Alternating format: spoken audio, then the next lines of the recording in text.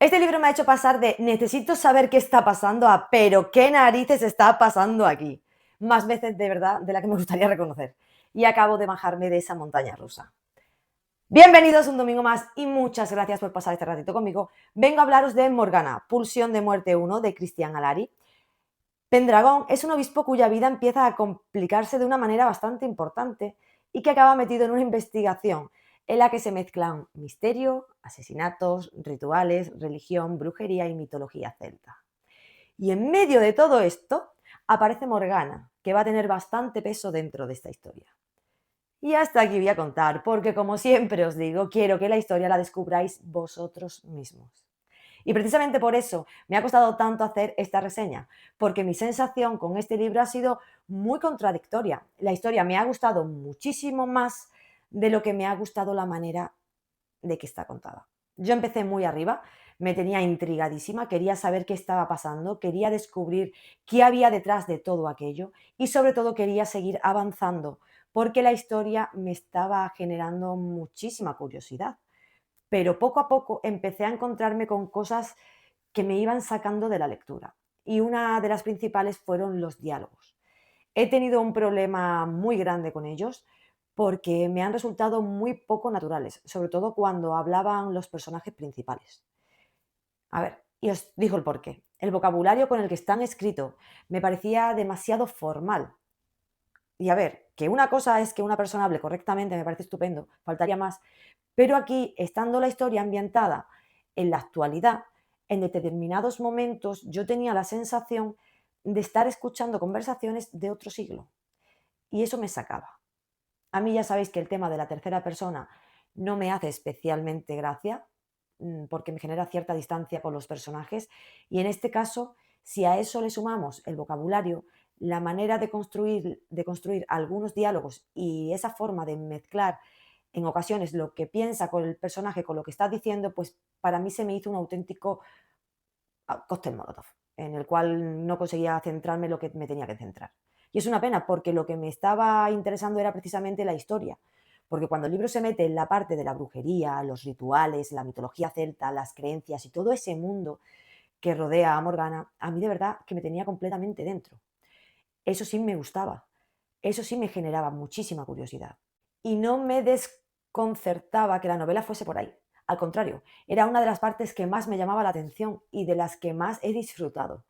Lo que sí me pasaba es que de repente el autor se enrollaba muchísimo explicando determinadas cosas. Y aquí tengo sentimientos encontrados. Porque tampoco quiero decir que las explicaciones sobren, ni muchísimo menos, porque hay referencias históricas, religiosas, filosóficas y culturales que si no las conoces necesitas que alguien te explique para poder situarte. Aparecen conceptos como el Samaín, el Yule, los druidas, las referencias a Nietzsche, diferentes cuestiones relacionadas con la religión y la mitología, y a mí personalmente muchas de esas cosas me interesaban. El problema aparecía cuando la explicación era tan extensa que yo sentía que la novela se paraba. Y eso me hacía bajar otra vez de la montaña rusa. Además, hay bastante contexto relacionado con Buenos Aires y con lugares concretos de Argentina. Y como yo no conozco esa historia ni los lugares, hubo momentos en los que me encontraba como bastante perdida intentando ubicarme.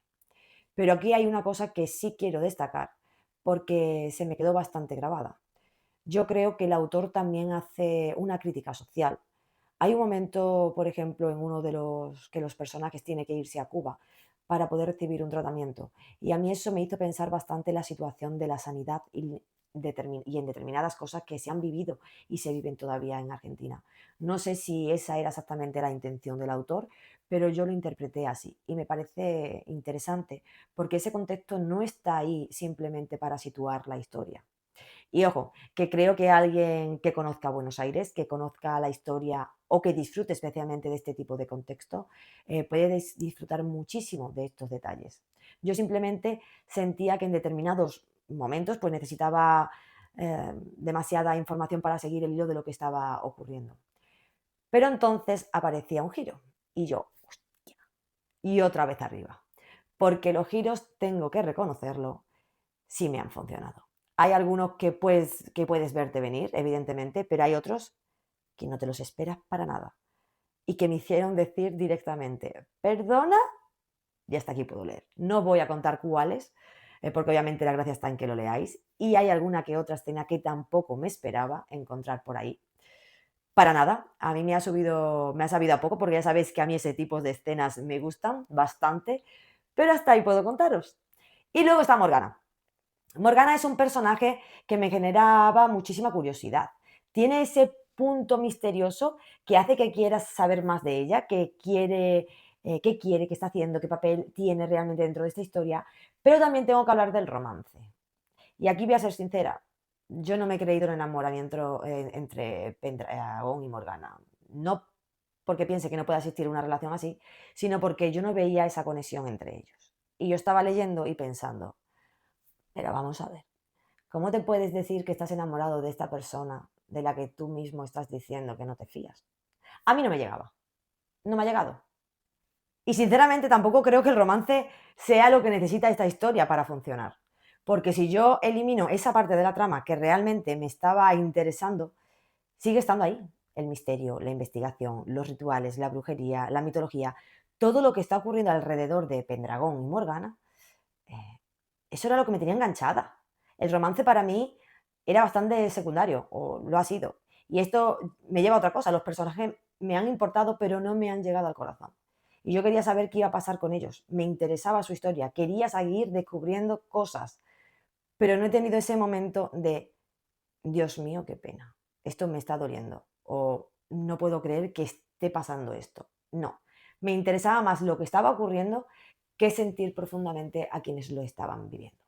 Y creo que eso también tiene bastante que ver con esa distancia narrativa que os comentaba antes. Pero a pesar de todo esto, hay una cosa que no puedo negar y es que he disfrutado muchísimo la historia y además me ha sorprendido una cosa. Yo nunca pensé que iba a leer una historia de este estilo. Nunca. Y os digo otra cosa más. A día de hoy sigo sin saber exactamente qué género estaba leyendo. Porque vamos a ver, ¿esto qué es? ¿Fantasía? ¿Fantasía contemporánea? ¿Temática artúrica? ¿Misterio? ¿Un poco de todo? No lo sé. Y lo mejor es que he terminado el libro y sigo sin saber muy bien dónde colocarlo. Porque el final, madre mía, el final me ha enfadado. Pero no me ha enfadado porque me haya parecido malo. No, no, no. Me ha enfadado porque yo terminé y pensé, ¿en serio me he leído 276 páginas para esto y que termina así? Entonces dije, claro, Pulsión de muerte 1, la que no se lee la portada ni la contraportada. Pues sí, señoras y señores, hay una segunda parte. Y aquí está precisamente mi contradicción con este libro. Con todo lo que os he contado, y a pesar de todas las veces que me ha sacado de la lectura, la historia me ha ganado. Porque una cosa es que haya habido partes que no me hayan terminado de convencer y otra muy distinta es que no me haya interesado lo que estaba pasando. Y a mí me ha pasado justamente lo contrario. Había momentos en los que la forma de contarme la historia me sacaba, pero la historia sí conseguía volverme a enganchar. Creo que aquí hay una historia muy buena, con muchísima imaginación, con giros que consiguen de verdad sorprender y con una mezcla de misterio, brujería, mitología, religión, que sinceramente no me esperaba encontrar y que me han terminado picando muchísimo. Lo que creo es que esta historia podría haber llegado muchísimo más o haberme llegado muchísimo más con una narración un poquito más cercana, unos diálogos más naturales y un lenguaje que me hicieran sentir que estoy escuchando hablar a personas de hoy. Porque lo que me ha faltado no ha sido, como he dicho bien, la historia, me ha faltado la conexión. Y por eso ha sido una montaña rusa. Cuando la historia tiraba de mí, me tenía completamente enganchada. Cuando la forma de contarla me sacaba, me costaba volver a entrar. Y cuando aparecía un giro, otra vez arriba, hasta que llegué al final y dije, bueno, ahora necesito el segundo. Así que sí, después de todos mis perdona y todos mis, pero vamos a ver, necesito saber cómo continúa y ahí lo dejo. Y después de bajarme de esa montaña rusa y quedarme con ganas de saber cómo continúa, necesitaba cambiar completamente de registro, porque la siguiente lectura no tiene absolutamente nada que ver con Morgana.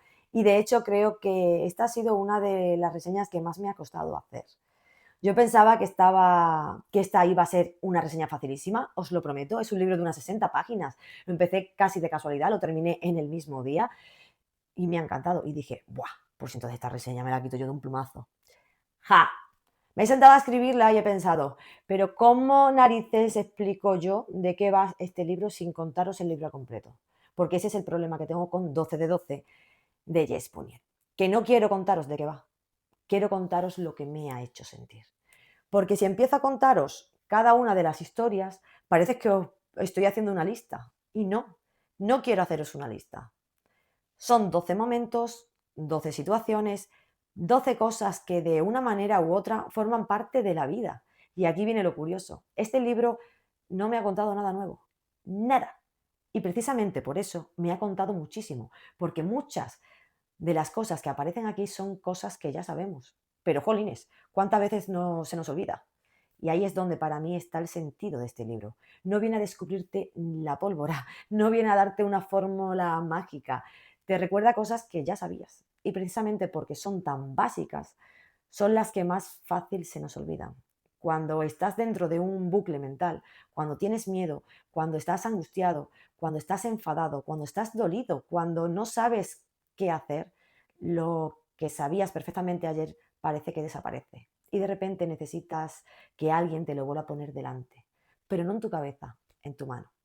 Pero vamos al principio porque además este libro tiene algo que yo no había visto nunca.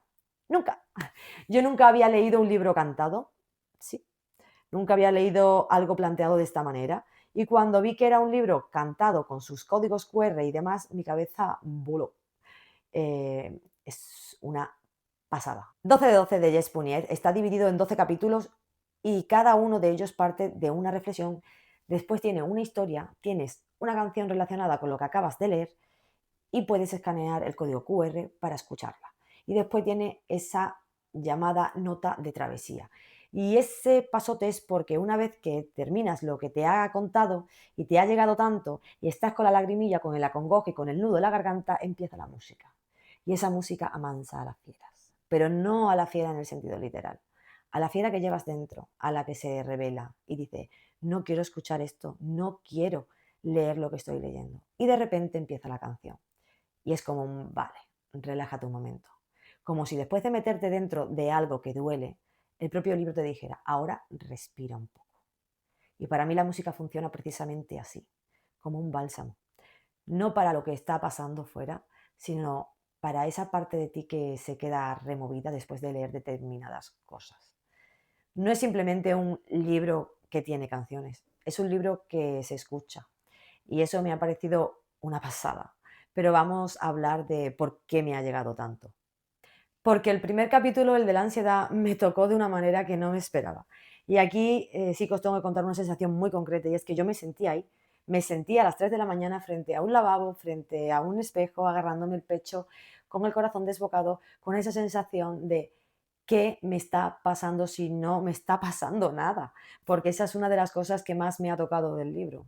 Que muchas veces pensamos que para encontrarnos mal tenemos que tener una razón enorme, un problema, algo concreto. Y si no lo tenemos, parece que no tenemos derecho a estar así. Y el libro pone, pone palabras a esa niebla, a ese momento en el que no sabes explicar qué te pasa, en el que alguien te pregunta, ¿pero qué te pasa? Y tú no sabes qué contestar porque no hay un motivo concreto que puedas señalar con el dedo. Y eso cuando lo has vivido te llega, y muchísimo, porque aparece esa voz de, esto no es para tanto, hay gente con problemas de verdad, ¿qué te está pasando? Tranquilízate, tú puedes, tú puedes. Y en realidad no puedes. No puedes controlarlo, no puedes hacerlo, no puedes una mierda. Y cuanto más intentas convencerte de que puedes, peor te pones. Tu corazón bombea más fuerte y acabas sintiéndote peor aún. Entonces yo leí aquello y no pensaba qué bien explicado está, pensaba, me he visto ahí. Y creo que eso es algo que hace muy bien 12 de 12. No necesita convertir cada experiencia en algo extraordinario, porque precisamente lo cotidiano es lo que hace que tú digas, ostras, es que esto lo conozco. Y creo que todos, de una manera u otra, vamos a reconocer alguna de estas emociones. Y llegamos a algo que para mí es fundamental. Este libro no intenta enseñarte, porque yo no he terminado 12 de 12 pensando, madre mía, cuánto he aprendido. No, he terminado pensando, si es que todo esto ya lo sabía. Y entonces llega la siguiente pregunta. ¿Y por qué se te olvida? Ahí está la magia de este libro. Porque lo complicado nos ocupa muchísimo espacio. Queremos respuestas complicadas para problemas complicados. Y muchas veces la respuesta está delante de nosotros y es muchísimo más sencilla. Pero cuando estás dentro de ese bucle no la ves. La mente va por un lado, el cuerpo va por otro y en muchas ocasiones por mucho que tú no lo quieras ver o no lo quieras saber. Y eso pasa. Y cuando entras en ese bucle, la mente juega muy malas pasadas. Y si sabes que tienes ahí ese libro, puedes echar mano de él y puedes hacerte salir de una forma mucho más sencilla de lo que nosotros pensamos en un primer momento. De hecho, me ha pasado una cosa con este libro.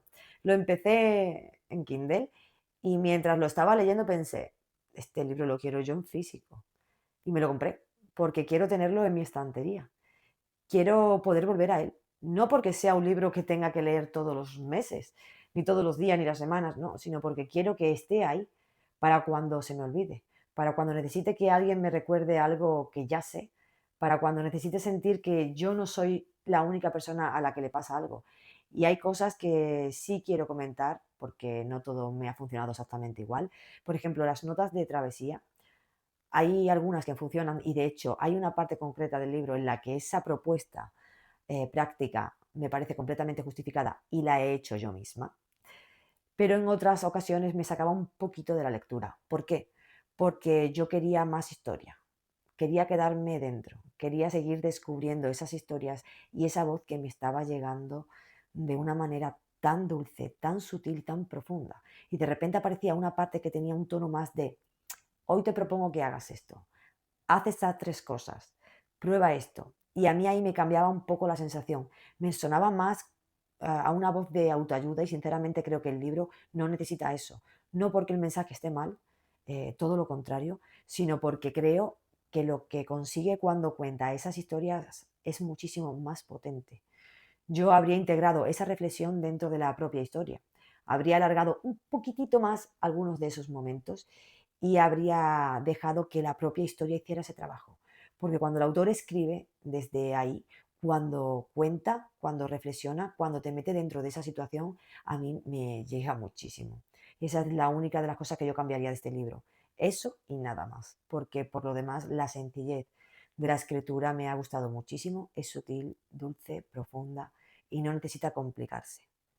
Y creo que esto también es importante decirlo porque habrá personas que piensen, bueno, pero si todo lo que estás contando es bastante básico.